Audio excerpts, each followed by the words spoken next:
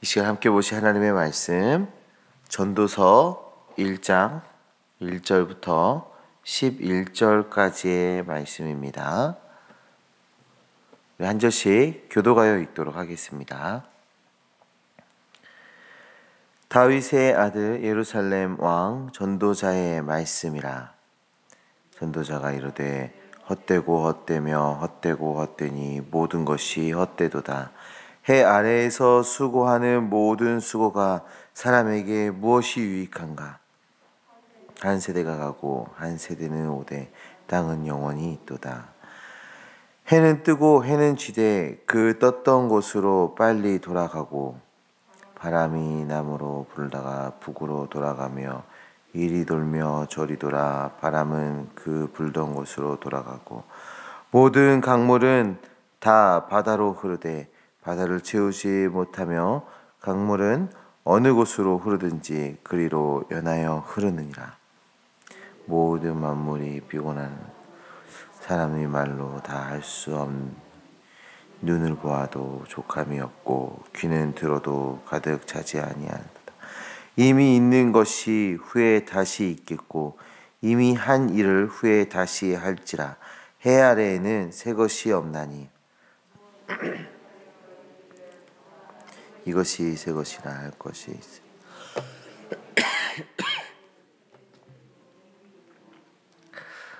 이전 세대들이 기억됨이 없으니 장래 세대도 그 후의 세대들과 함께 기억됨이 없으리라.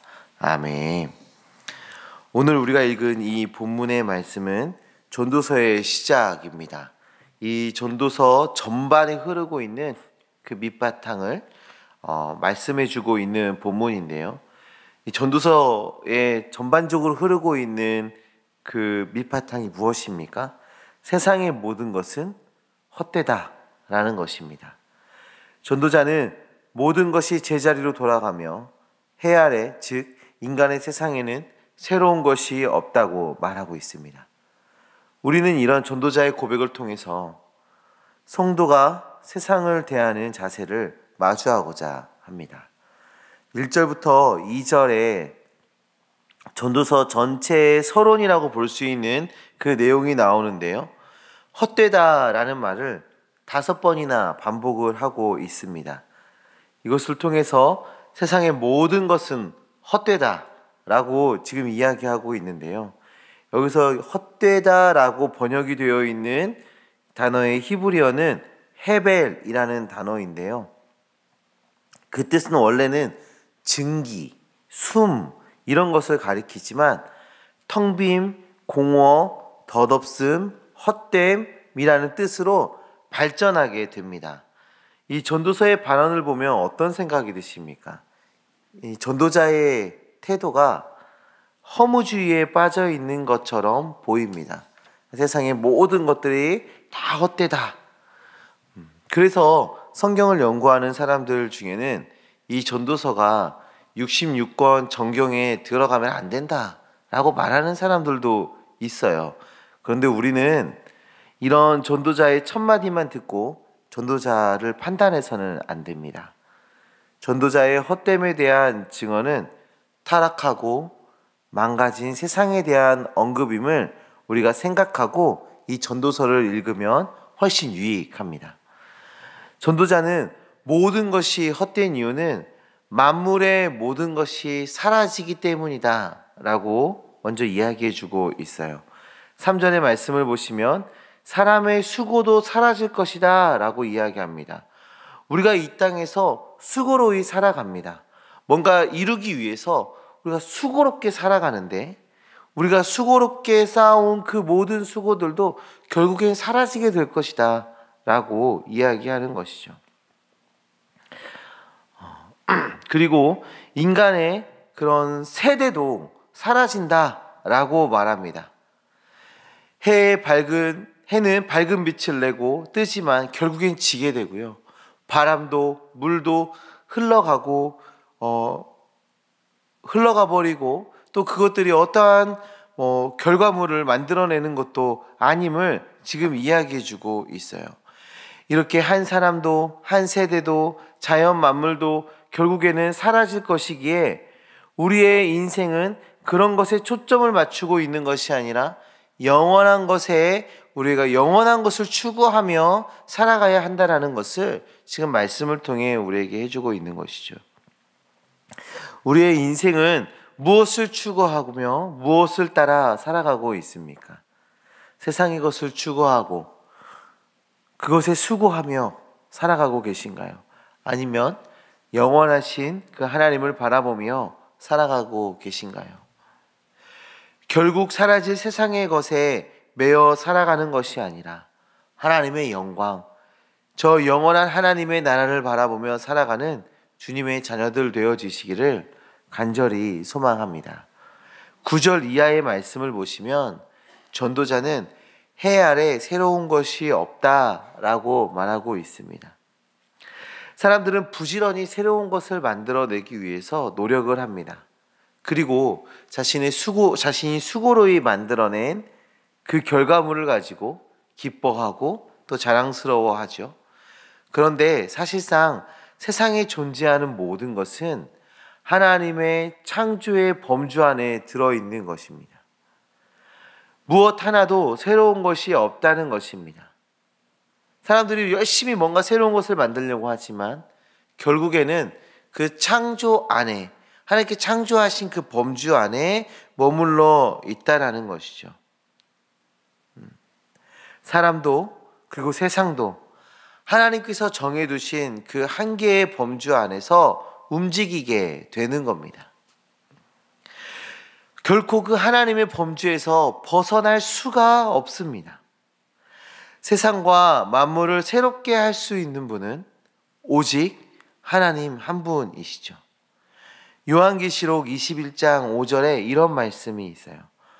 보좌에 앉으신 이가 이르시되 보라 내가 만물을 새롭게 하노라 하시고, 보라 내가 만물을 새롭게 하노라 하시고, 하나님께서 스스로 새롭게 하시는 분이심을 선언하고 계십니다.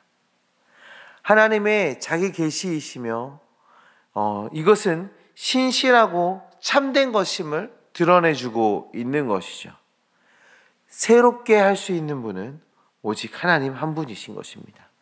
전도자는 이런 하나님의 새롭게 하심을 고백하면서 지금 무엇을 말해주고 있나요? 당장 우리에게 보일 때는 허무주의에 빠져 있는 자의 넋두리처럼 보이지만 그 안에는 하나님의 영원하심을 고백하고 있는 것입니다. 인간의 한계를 인정하고 하나님의 영원하심을 고백하고 있는 것이죠. 우리는 유한한 것을 쫓아 살아가는 것이 아니라 이 하나님의 영원함을 쫓아 살아가야 하는 것을 지금 말씀해 주고 있는 것입니다.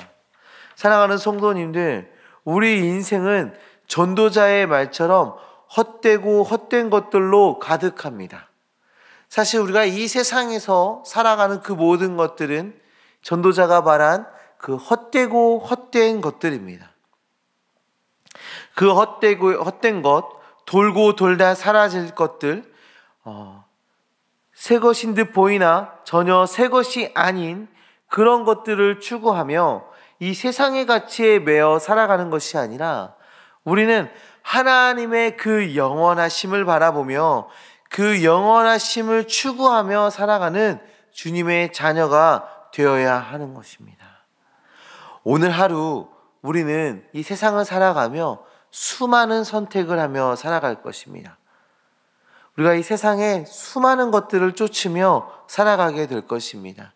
그 선택의 순간에, 그리고 우리의 인생의 그 모든 시간에 하나님의 영광을 드러내며 하나님의 영원하심을 선택하며 주님을 예배하고 주님을 찬양하며 나아가는 주님의 자녀들 되어지시기를 간절히 소망합니다.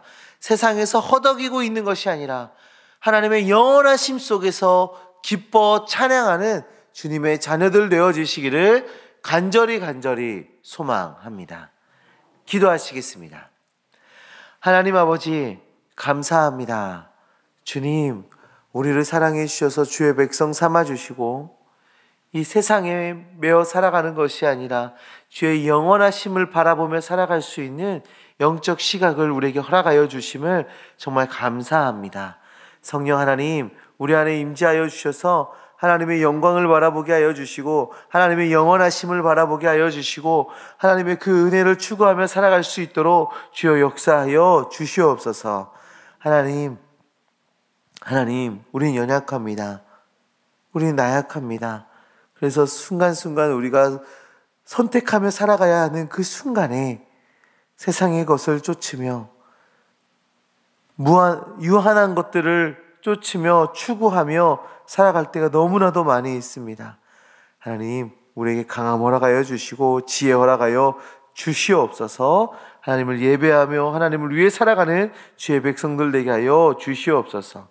하나님, 우리 마음 가운데 슬픔과 좌절과 우울함과 고민과 번뇌 가운데 있는 주의 자녀들이 있습니까? 주님 찾아가 주셔서 하나님 회복시켜 주시옵소서. 하나님 기쁨이 차고 넘치게 하여 주시옵소서. 하나님의 계획과 뜻이 선명하시게 하여 주시고 그것으로 새 힘을 얻고 은혜를 누리며 살아갈 수 있도록 주님 인도하여 주시옵소서.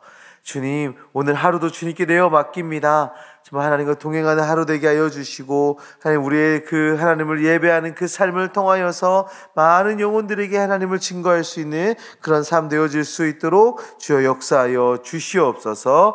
함께 하심 믿습니다. 예수 그리스도의 이름으로 기도합니다. 아멘.